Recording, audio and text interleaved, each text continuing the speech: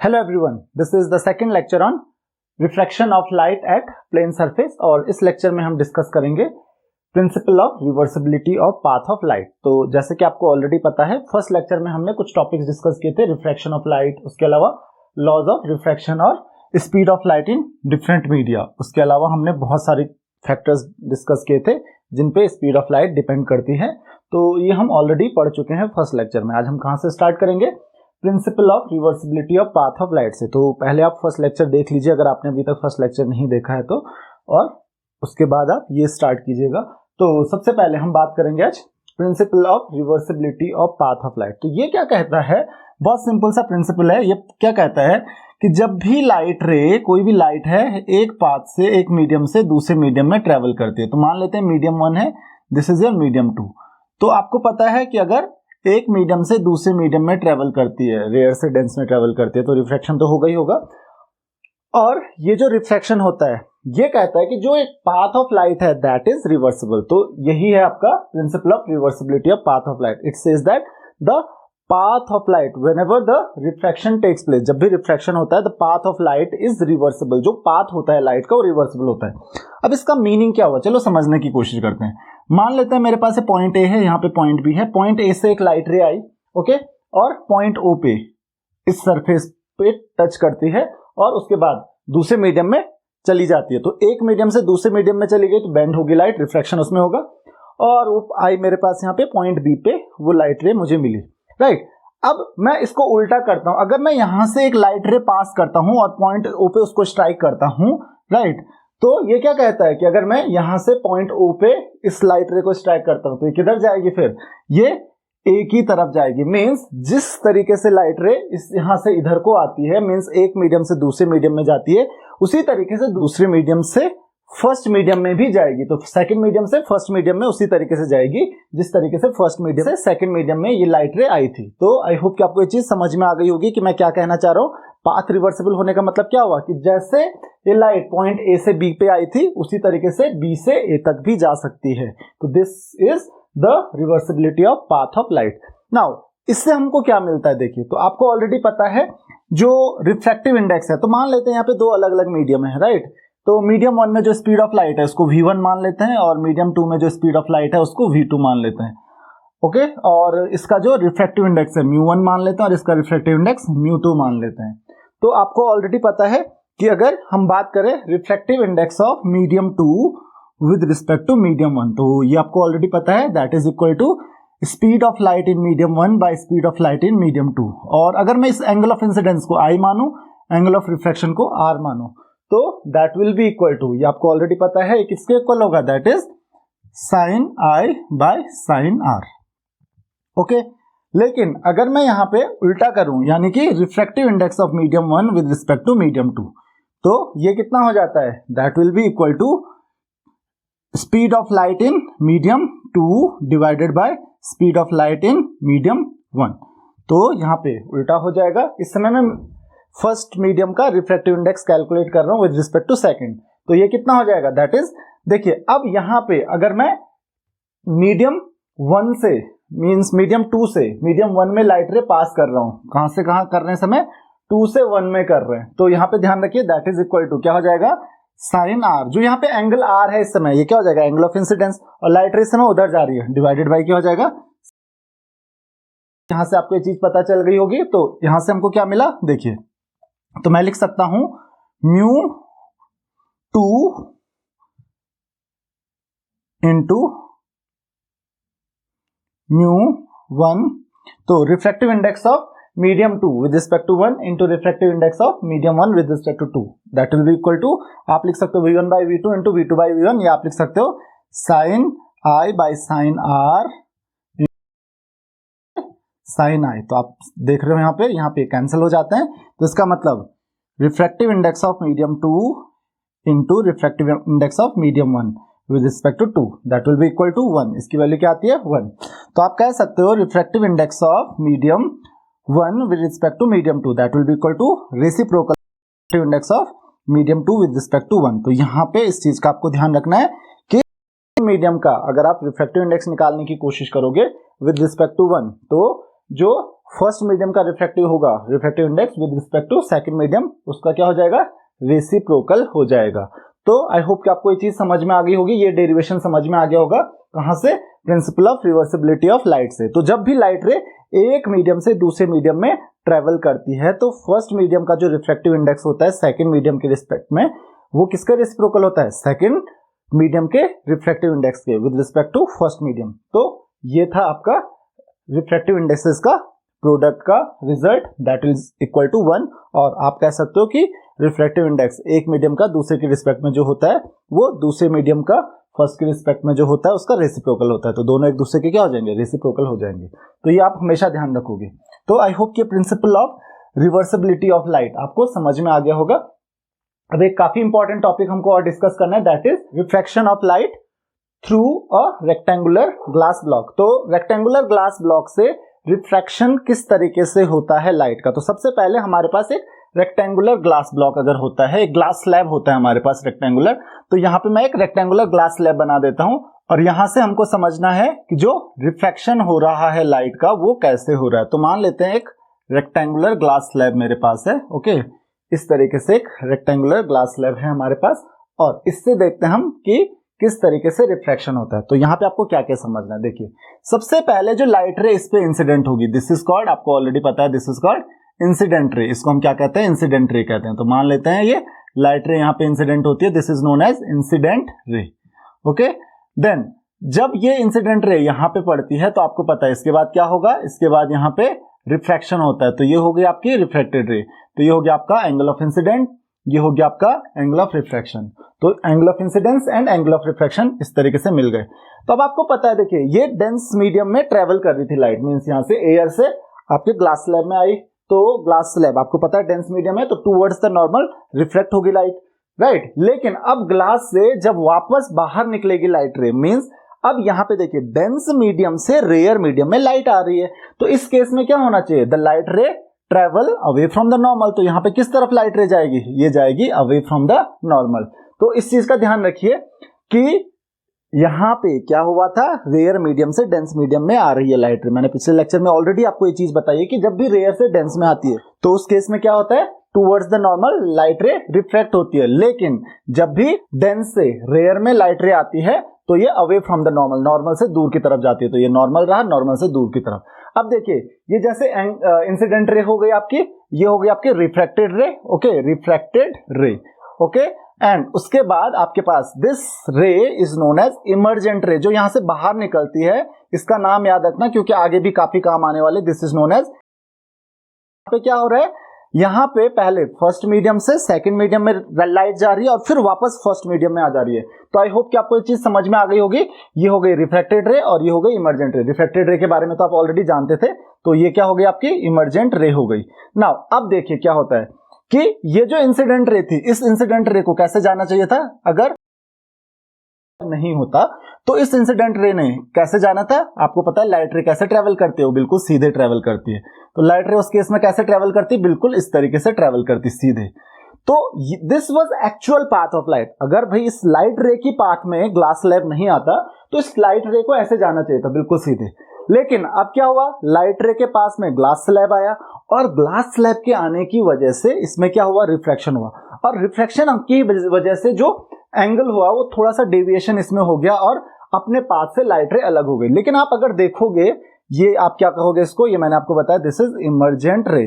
तो अगर आप इस इमर्जेंट रे और पाथ ऑफ लाइट जो है इंसिडेंट रे के बीच में डिफरेंस देखोगे, both are parallel, incident ray और इमर्जेंट रे दोनों क्या हैं, पैरेलल हैं। ध्यान रखिए दोनों पैरेलल हैं, लेकिन पैरेलल तो है लेकिन अब दोनों के बीच में डिस्टेंस आ गया।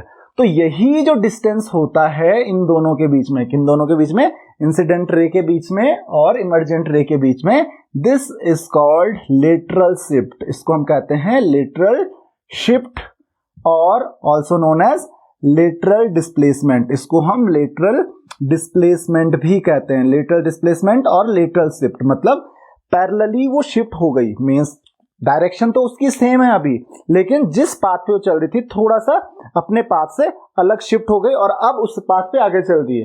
तो जाने इसको ऐसे चाहिए था और अब अपने पाथ से ये डेविएट हो गई है, तो इस वजह से ये पैरेलल तो चल रही है, मींस डायरेक्शन तो सेम है। देखिए अभी भी इंसिडेंट रे ऐसे जा रही थी, इमर्जेंट रे ऐसे जा रही है, लेकिन थोड़ा सा शिफ्ट हो गई है। तो जितना डिस्प्लेसमेंट हुआ है इसमें अपने पाथ से, जितना डिस्प्लेसमेंट हुआ है, इस डिस्प्लेसमेंट को हम क्या कहते हैं? लेटरल डिस्प्लेसमेंट कहते हैं। The distance between incident ray and emergent रे, इसको हम क्या कहते हैं? Lateral displacement. तो आई होप कि आपको ये चीज समझ में आ गया होगा कि इंसिडेंट रे और इमर्जेंट रे के बीच में जो डिस्टेंस होता है दैट इज लेटरल डिस्प्लेसमेंट। तो बहुत इंपॉर्टेंट टर्म आ जाती है, पूछा भी जा सकता है आपको एग्जाम में कि व्हाट इज लेटरल डिस्प्लेसमेंट। तो आई होप कि आपको लेटरल डिस्प्लेसमेंट भी समझ में आ गया होगा कि जब भी ग्लास ब्लॉक से लाइट रे पास होती है। अब इसका एक्सपेरिमेंटल जस्टिफिकेशन भी है, मींस आप एक्सपेरिमेंटली इसको भी प्रूव कर सकते हो। तो अगर आप चाहते हो कि लेटरल डिस्प्लेसमेंट पे बेस्ड हम एक एक्सपेरिमेंट करें तो आप मुझे कमेंट्स में बता सकते हो, हम इस पे बेस्ड एक एक्सपेरिमेंट भी कर सकते हैं। तो मैं आपको एक्सपेरिमेंट करके बता दूंगा कि लेटरल डिस्प्लेसमेंट किस तरीके से होता है, क्योंकि आपको स्कूल्स में भी ये एक्सपेरिमेंट करना होता है। तो ये है आपका लेटरल डिस्प्लेसमेंट, तो हम इसको एक्सपेरिमेंट में भी कर सकते हैं। देन अब आपके पास एक टर्म आती है, ओके, ये तो हम ऑलरेडी डिस्कस कर चुके हैं। ये छोटा सा एक और कॉन्सेप्ट आता है हमारे पास, that is multiple images on thick plane glass plate और थिक प्लेन मिरर। तो कोई भी प्लेन मिरर जब होता है, अगर या तो थिक होता है बहुत ज्यादा, या फिर जस्ट सिंपली एक ग्लास प्लेट होती है थिक। तो मान लेते हैं ये मेरे पास एक ग्लास प्लेट है, एक ग्लास प्लेट समझ लेते हैं, हमारे पास एक ग्लास प्लेट है और उसकी कुछ थिकनेस है, थोड़ी सी उसकी थिकनेस है, ओके। अब ये उसकी थिकनेस है,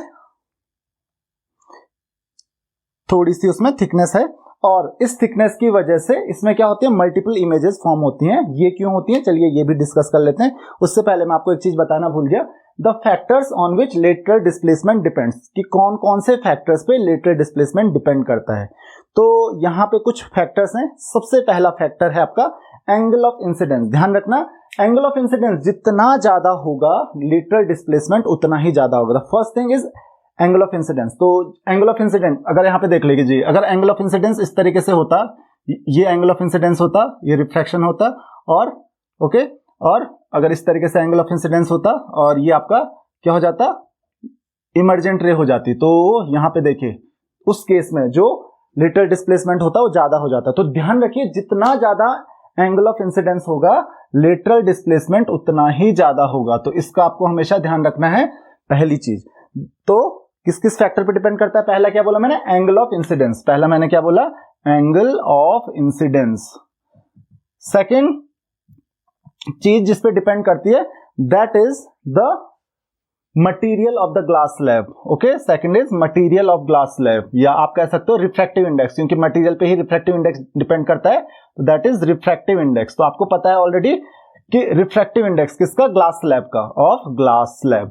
तो ये ग्लास स्लैब का रिफ्रैक्टिव इंडेक्स पे डिपेंड करेगा। जितना ज्यादा रिफ्रैक्टिव इंडेक्स होगा रिफ्रैक्शन उतना ज्यादा होगा, और रिफ्रैक्शन जितना ज्यादा होगा ये लेटरल डिस्प्लेसमेंट या लेटरल शिफ्ट उतना ज्यादा होगा। तो इसका आप ध्यान रखेंगे कि सेकंड फैक्टर जो है that is refractive index of glass slab. और तीसरी चीज जो हमको ध्यान रखनी है that is thickness of glass slab. Thickness, कितनी थिकनेस है इस ग्लास स्लैब की, ओके, इस पे भी ध्यान रखना है आपको। ग्लास स्लैब, या आप विड्थ भी कह सकते हो, थिकनेस की जगह आप विड्थ भी कह सकते हो, कि ये विड्थ अगर कम रहती, मान लेते हैं यहाँ पे विड्थ इतनी ही होती, तो ये देखिए लाइट रे ऐसे चली जाती और इस समय जो इमर्जेंट रे होती यहीं से निकल जाती, तो इस समय क्या होता है? लेटरल डिस्प्लेसमेंट कम रहता।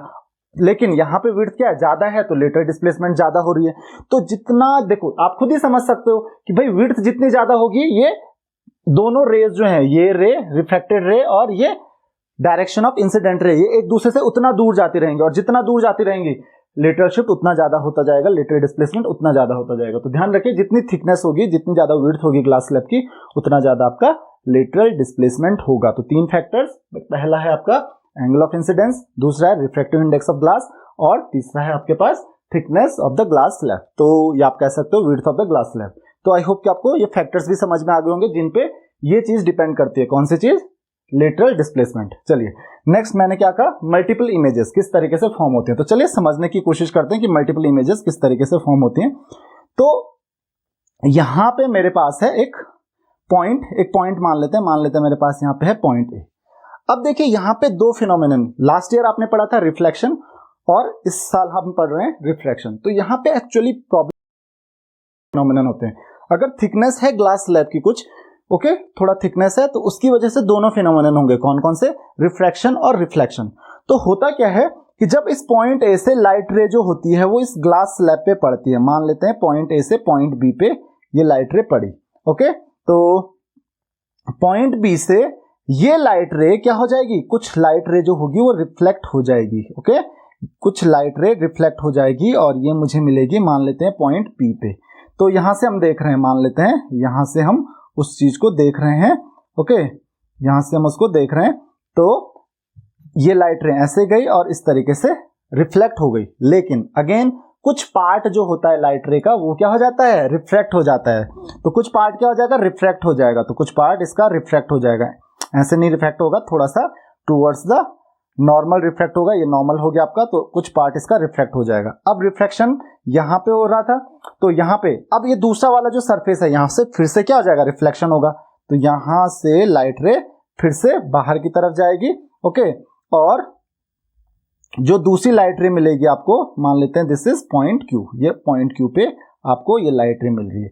अगेन यहां से देखिए कुछ पार्ट के, देखिए कुछ पार्ट का तो रिफ्लेक्शन हो गया, ओके, कुछ पार्ट का क्या हो गया, रिफ्रैक्शन हो गया, लेकिन कुछ पार्ट का वापस क्या हो जाएगा, रिफ्लेक्शन हो जाएगा।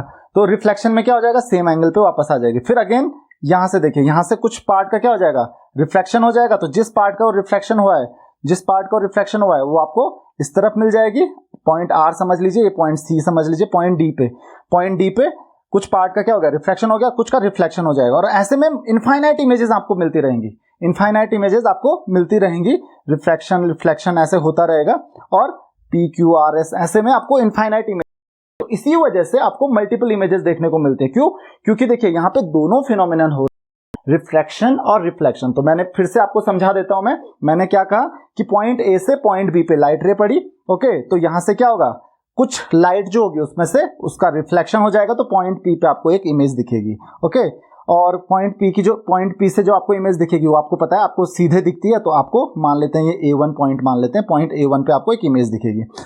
कुछ पार्ट का मैंने क्या कहा, रिफ्लेक्शन हो जाएगा, तो ये यहाँ पे चली गई, ओके, CDE मान लेते हैं, ओके, इसको FG कुछ भी मान लीजिए आप, तो पॉइंट F से वापस कहाँ, ये पॉइंट C पे गई, और पॉइंट C पे मैंने क्या कहा, पॉइंट C से कुछ पार्ट तो क्या हो जाएगा, रिफ्लेक्ट हो जाएगा दूसरे मीडियम में, और कुछ रिफ्लेक्ट हो जाएगा सेम मीडियम में, तो ये पॉइंट G पे गई। फिर यहाँ से G से कुछ D पे जो लाइट रे गई, तो कुछ पार्ट क्या हो जाएगा, इसका रिफ्लेक्शन हो जाएगा कुछ पार्ट में, तो वो पॉइंट R पे चली गई।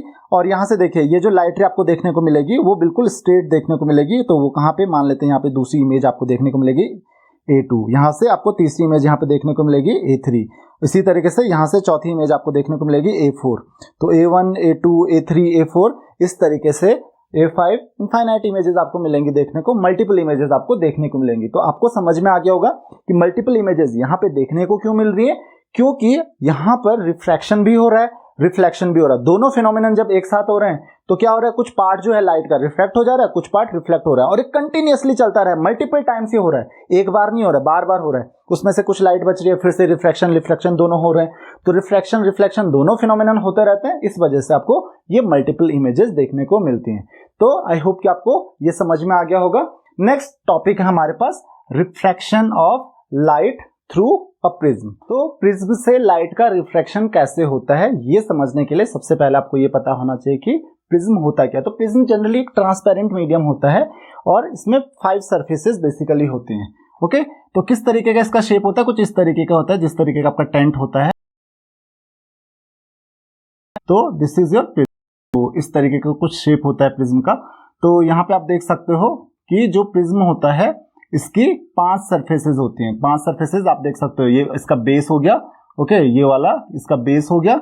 देन एक सरफेस इसकी ये हो गई, दूसरी सरफेस इसकी ये हो गई। तो ऊपर से क्या होता है, ट्रायंगुलर होता है, एक सरफेस आगे, एक सरफेस पीछे और एक सरफेस इसके नीचे होती है। तो यहाँ पे इस तरीके का शेप होता है प्रिज्म का, जो ट्रायंगुलर शेप होता है। हमको केवल इस पे ध्यान देना, क्योंकि यही क्या होता है, जो लाइट रे होती है यहीं से पास करेंगे हम। तो इस एक तरफ से पास करेंगे और दूसरी तरफ से जब लाइट रे इमर्ज होगी तो हम देखेंगे कि कैसे लाइट रे इसमें होती है। और अब हम ये समझते हैं कि इसमें लाइट रे कैसे पास होती है। तो चलिए समझने की कोशिश करते हैं। तो ये ग्लास का होता है कोई भी प्रिज्म, यहाँ पे इस तरीके से मैंने बोला था ट्रायंगुलर सरफेस जो होता है, इस सरफेस से, इस वाले सरफेस से लाइट रे पास होती है और इस वाले सरफेस से निकल सकती है। तो ये आपके सरफेसेस जो हैं, रिफ्रैक्टिंग सरफेसेस, जिनमें लाइट रे रिफ्रैक्ट होती है, जिनमें लाइट रे इंसिडेंट करती है, ये हमारे लिए इंपॉर्टेंट है। तो देखिए यहाँ पे होता क्या है कि जब भी कोई लाइट रे पास होती है, जैसे ग्लास स्लैब होता है, तो ग्लास स्लैब में आपको पता है दोनों सरफेसेस जो होते हैं, जिस सरफेस से लाइट रे एंटर करती है मीडियम में और दूसरा सरफेस जिससे लाइट रे इमर्ज करती है, दोनों क्या होते हैं, एक दूसरे के पैरेलल होते हैं, राइट। ग्लास स्लैब में तो ऐसे ही था, ग्लास स्लैब इस तरीके से था, तो ये सरफेस और ये सरफेस यहां से एंटर कर रही थी, यहां से बाहर निकल रही थी, दोनों क्या थे, पैरेलल थे। लेकिन यहाँ पे किसी और एंगल पे और इससे कुछ और चेंजेस आ जाते हैं। तो देखिए यहाँ पे होता क्या है, यहाँ पे होता है हमारे पास ये लाइट रे जो होती है ये पास होती है इस तरीके से, मान लेते हैं। यहाँ पे देखिए ध्यान रखिए, नॉर्मल जो होता है, नॉर्मल का मतलब क्या होता है, नॉर्मल हमेशा सरफेस के परपेंडिकुलर होता है, इस तरीके से नॉर्मल हो गया। मान लेते हैं ये आपकी इंसिडेंट रे हो गई, ये हो गई आपकी इंसिडेंट रे और ये हो गया आपका angle of incidence. Incident ray ऐसे जाएगी, अब देखिए रिफ्रैक्शन होगा तो नॉर्मल ये रहा, देखिए टूवर्ड्स द नॉर्मल, कैसे जाएगी लाइट रे, टूवर्ड्स द नॉर्मल, तो इस तरीके से टूवर्ड्स द नॉर्मल लाइट रे चली गई। और अब यहाँ पे देखिए, अब यहाँ पे जो आपका नॉर्मल है वो सरफेस के परपेंडिकुलर है, सरफेस ये है हमारे पास, इसका परपेंडिकुलर ये है। और यहाँ पे देखिए पहले लाइट रे रेयर मीडियम से डेंस मीडियम में आ रही थी और अब इस डेंस मीडियम से, क्योंकि प्रिज्म का मीडियम तो डेंस होगा ना, तो डेंस मीडियम से वापस रेयर मीडियम में बाहर आ रही है। तो यहाँ पे क्या हो गया, कैसे जाएगी, dense to rare, away from the normal, तो नॉर्मल की तरफ नहीं, नॉर्मल से दूर जाएगी, नॉर्मल ये रहा तो अवे फ्रॉम द नॉर्मल इस तरीके से पास हो जाएगी। तो यहाँ पे देखिए पूरा ही पाथ इसका चेंज हो गया। पहले क्या हो रहा था, इस केस में क्या हो रहा था, लेटरल शिफ्ट हो रहा था। मैं कंपैरिजन करके बता रहा हूं क्योंकि आपने क्वेश्चन पूछा था मुझे कि जो आपको विबिग्योर देखने को मिलता है वो प्रिज्म में देखने को क्यों मिलता है और इसमें नहीं मिलता है, तो वो हम भले ही बाद में डिस्कस करेंगे क्योंकि उसके लिए आपको डिस्पर्जन समझना पड़ेगा, तो हम लास्ट में डिस्कस करेंगे उस बारे में। तो फिलहाल आपको समझ में आ गया होगा कि यहाँ पे जो पाथ होता है उसकी डायरेक्शन ही चेंज हो जाती है, इसमें डायरेक्शन नहीं चेंज हो रही थी। हाँ, अपने पाथ से वो अलग हो रहा था, पैरेलली चल रहा था, लेकिन डायरेक्शन तभी भी सेम थी। इमर्जेंट रे की जो डायरेक्शन थी वो सेम थी जो इंसिडेंट रे की थी। यहाँ पे देखिए incident ray, this is incident ray, मैं लिख नहीं रहा हूं, दिस इज इंसिडेंट रे, और ये हो गया आपकी रिफ्लेक्टेड रे, और निकलती है that is known as emergent ray. मैंने बोला था ना आपको इमर्जेंट रे याद रख, आई ये हो गया आपका आर और ये हो गया आपका इमर्जेंट रे, तो इसको हम I1 लिख सकते हैं, इसको R1 लिख सकते हैं, इसको R2 और इसको हम I2 लिख सकते हैं। इमर्जेंट एंगल, या I2 जो हो गया दिस इज इमर्जेंट एंगल और I1 जो है आपका that is incident angle. Now यहाँ पे इस एंगल को हम, इसको पॉइंट को A मान लेते हैं, इसको B मान लेते हैं, इसको C मान लेते हैं, इस एंगल को ही हम एंगल A बोलते हैं। नाउ एंगल A को हम कहते हैं this is known as angle of prism, इसको हम कहते हैं एंगल ऑफ प्रिज्म। ध्यान रखिए इसको हम कहते हैं एंगल ऑफ प्रिज्म। नाउ एक और चीज का आपको ध्यान रखना है कि जो इंसिडेंट लाइट रे जा रही थी, जैसे हमने यहाँ पे किया था ना, इंसिडेंट लाइट रे जा रही थी, वो कैसे जा रही थी, वो जा रही थी कुछ इस तरीके से, उसको जाना था इधर। इंसिडेंट लाइट रे अगर यहाँ पे प्रिज्म नहीं होता तो इंसिडेंट लाइट रे ऐसे ही जाती, और इमर्जेंट लाइट रे चली गई इधर, तो वो ऐसे आ गई, वो इमर्जेंट रे आ गई इस तरीके से, कुछ इस तरीके से आ गई। तो ये जो एंगल होता है किस किस के बीच में, इमर्जेंट रे और इंसिडेंट रे के बीच का जो एंगल होता है, कौन सा वाला एंगल बना है, ये वाला एंगल, इस एंगल को हम डिनोट करते हैं डेल से। इसका मतलब होता है, इसको हम कहते हैं angle of deviation, angle of deviation. तो ये क्या करती है, लाइट रे अपने पाथ से इतना डेविएट हो जाती है, जा वो ऐसे रही थी और अब इधर को आ गई। तो आई होप कि आपको ये चीज समझ में आ गई होगी कि जो रिफ्रैक्शन होता है प्रिज्म में वो किस तरीके से होता है। Angle of deviation, angle of incidence जो इंसिडेंट रे होती है, राइट, और जो इमर्जेंट रे होती है, इन दोनों के बीच का जो एंगल होता है उसको हम क्या कहते हैं, angle of deviation. Angle of deviation का मतलब क्या हुआ कि किस एंगल से लाइट रे डेविएट हो रही है, पहले ऐसे जा रही थी और अब ऐसे चली गई, तो कितना एंगल उसने बनाया है, किसके साथ बनाएगा, ऑब्वियसली अपने डायरेक्शन के साथ, एंगल ऑफ इंसिडेंस के साथ। तो इंसिडेंट रे और इमर्जेंट रे के बीच का जो एंगल है वही क्या है, एंगल ऑफ डेविएशन। इसको भी आप हमेशा ध्यान रखोगे। नाउ चलिए डिस्कस करते हैं कि रिलेशनशिप क्या क्या होती है इन सब के बीच में। तो यहाँ पे आप देख सकते हो कि जो आपका फिगर है, ये फिर से मैं एक बार बना लेता हूं ताकि आपको हर एक चीज क्लियर हो जाए। तो ये इस तरीके का फिगर है, ओके, और ये सारी चीजें मैं यहाँ पे इस समय लिख नहीं रहा हूं, मैं आपको केवल कुछ एंगल बना के बताऊंगा। तो सबसे पहले दिस इज योर, ये हो गया आपका एक नॉर्मल, ओके, लाइट रे से गई, ये हो गया आपका दूसरा नॉर्मल। तो ये हो गया आपका एंगल ऑफ इंसिडेंस, इसको हम I1 से डिनोट कर रहे हैं, ओके। ये हो गया आपका R1, ये हो गया आपका R2, और लाइट रे ऐसे जा रही है, तो ये हो गया आपका I2, ओके। और ये जो डायरेक्शन है इसकी, वो इधर को जा रही थी लाइट रे, और ये इधर को चली गई, तो ये जो एंगल है दिस इज डेल्टा। तो आई होप कि आपको ये चीज समझ में आ गई होगी। This is suppose A, this is B, this is C. यहाँ पे एक पॉइंट ले लीजिए, मान लेते हैं इस पॉइंट को P मान लेते हैं, इसको Q मान लेते हैं, तो इसको R मान लेते हैं, इन दोनों को ज्वाइन कर लेते हैं यहाँ पे। नाउ अब देखिए हम रिलेशनशिप पता करते हैं I1 I2 R1 R2 के बीच में क्या क्या रिलेशनशिप है और एंगल ऑफ प्रिज्म क्या रोल प्ले करता है यहाँ पे। तो देखिए यहाँ पे आप देख सकते हो कि ये जो I1 है, I1 यहाँ पे जो एंगल है दिस एंगल, तो यहाँ पे R है, इस पॉइंट को हम S मान लेते हैं, इस पॉइंट को हम मान लेते हैं S। तो आप देख सकते हो कि जो एंगल है हमारे पास that is angle QPS, angle QPS, ये वाला एंगल है QPS प्लस ये वाला जो एंगल है that is angle PQS plus angle PQS। तो आपने ट्रायंगल की प्रॉपर्टी पढ़ी है क्लास 9th में कि जो कोई भी एक ट्रायंगल होता है, ट्रायंगल PQS में आप देख रहे हो कि sum of interior angles, two interior angles is equal to the opposite exterior angle. तो दैट इज इक्वल टू, ये किसके इक्वल हो रहा है, that is equal to del, that is angle of deviation के इक्वल हो रहा है। तो इन दोनों का सम जो है वो एंगल ऑफ डेविएशन के इक्वल हो रहा है। नाउ अब यहां पे आप ध्यान से देखोगे तो जो एंगल SPR होगा, वर्टिकली अपोजिट एंगल, देखिए I1 जो होगा एंगल SPR के बराबर हो जाएगा। क्यों होगा, वर्टिकली अपोजिट एंगल। तो ये एंगल SPQ जो होगा, या आप कह सकते हो QPS जो होगा, इसको आप क्या लिख सकते हो, that is I1 minus R1। इसको क्या लिख सकते हो आप, I1 माइनस R1। देखिए कैसे, मैंने क्या बोला, ये जो पूरा एंगल होगा angle SPR that is equal to I1, और उसी तरीके से एंगल SQR जो होगा that is equal to I2। क्यों, वर्टिकली अपोजिट एंगल्स। तो ये पूरा का पूरा एंगल, ये पूरा का पूरा एंगल जो है ये I1 है, तो इतना एंगल जो होगा ये क्या हो जाएगा, I1 माइनस R1। तो इसको मैंने I1 माइनस R1 लिख लिया। उसी तरीके से ये पूरा का पूरा एंगल क्या है, I2 के बराबर है। ये वर्टिकली अपोजिट एंगल आपको दिख रहा है, ये I2 ये I2 हो जाएगा। तो इतना एंगल क्या हो जाएगा, I2 माइनस R2। तो plus I2 minus R2 equal to क्या हो जा रहा है यहाँ से, डेल। देखिए कितनी सिंपल सी कैलकुलेशन मैंने आपको बताई है।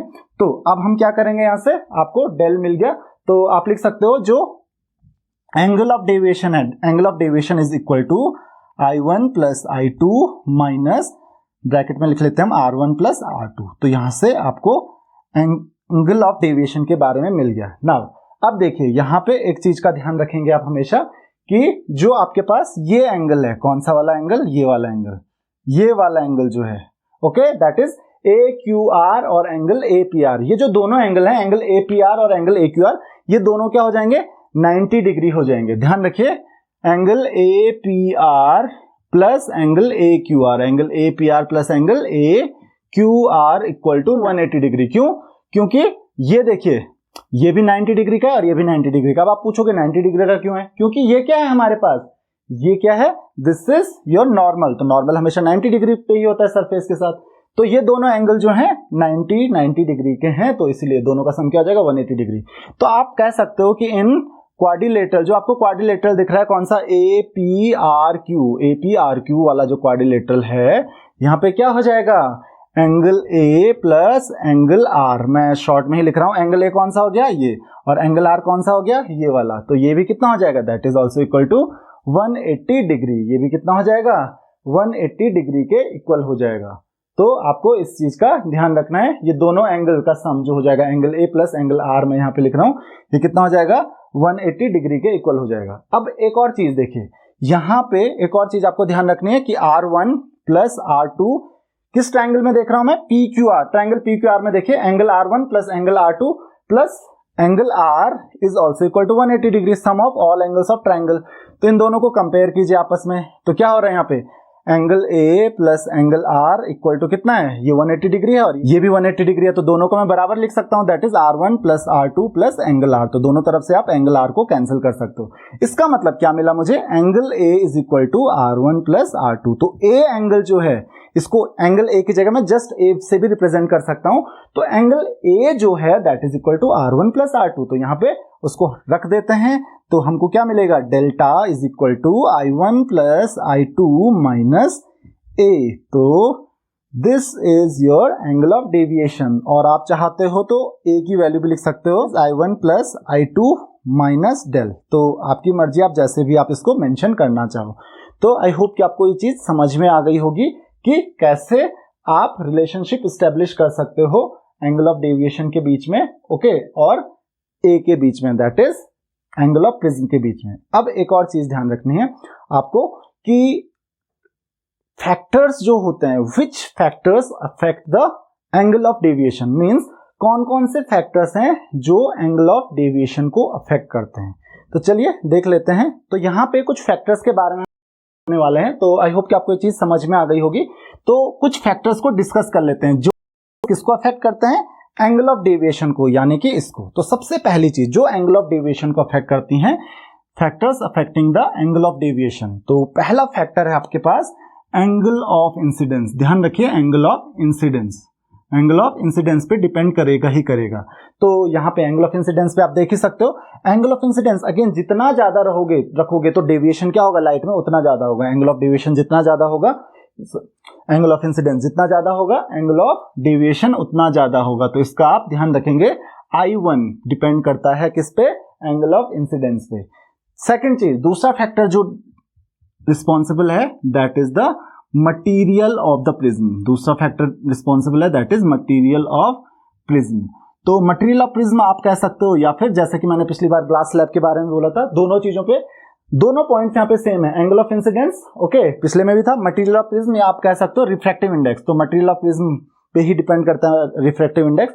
तो रिफ्रैक्टिव, देखो मटेरियल जिस हिसाब से होगा, जितना ऑप्टिकली डेंस मटेरियल होगा प्रिज्म का, उसका रिफ्रैक्टिव इंडेक्स उतना ज्यादा होगा, तो उसमें डेविएशन उतना ज्यादा होगा, एंगल ऑफ डेविएशन उतना ज्यादा होता रहेगा। तो दूसरा हो गया आपका मटेरियल ऑफ प्रिज्म, और आप कह सकते हो रिफ्रैक्टिव इंडेक्स। रिफ्रैक्टिव इंडेक्स पे भी डिपेंड करेगा, दोनों एक दूसरे पे डिपेंड करते हैं। मटेरियल ऑफ प्रिज्म पे ही डिपेंड करता है रिफ्रैक्टिव इंडेक्स।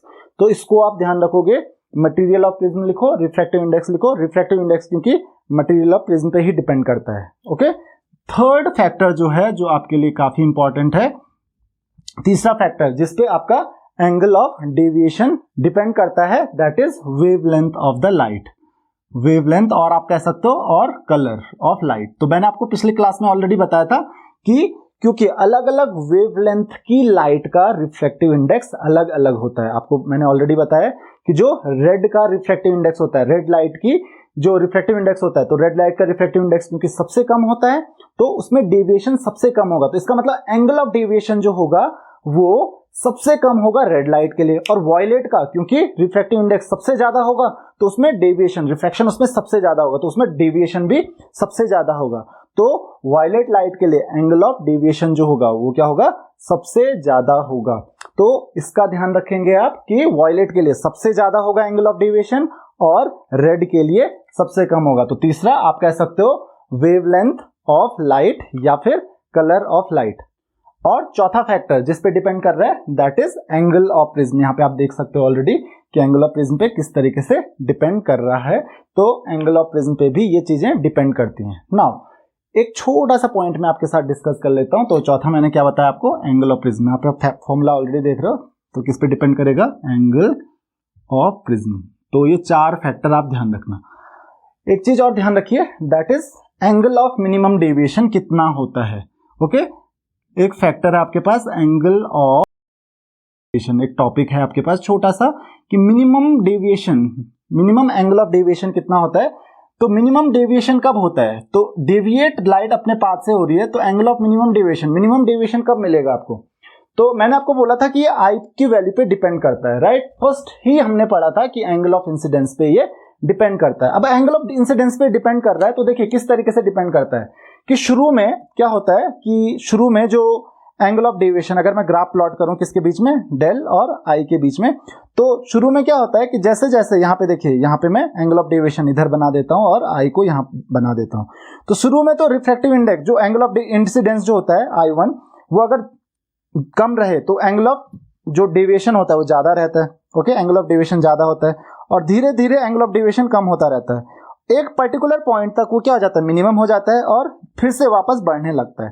तो आपको इस चीज का ध्यान रखना है, फिर से वापस बढ़ने लगता है। अब जैसे ग्लास है, अब ग्लास के लिए या प्रिज्म की हम बात करें तो प्रिज्म के लिए ये लगभग 42, 43, 44 इसी बीच में रहता है।